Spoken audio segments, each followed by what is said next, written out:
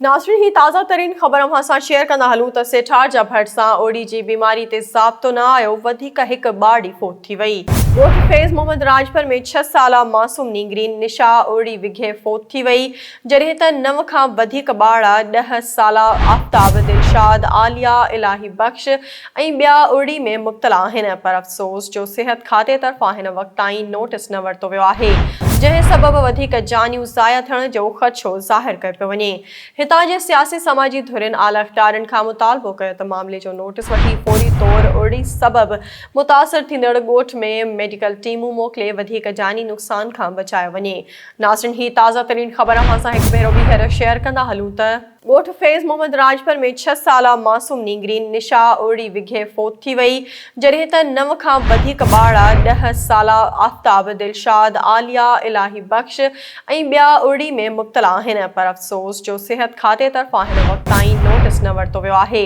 जंहिं सबबि वधीक जानियूं ज़ाया थियण जो ख़दशो ज़ाहिर कयो पियो वञे। हितां जे सियासी समाजी धुरियुनि आला इख़्तियारनि खां मुतालबो कयो त मामले जो नोटिस वठी फ़ौरी तौर ओड़ी सबबि मुतासिर थींदड़ ॻोठ में मेडिकल टीमूं मोकिले वधीक जानी नुक़सान खां बचायो वञे।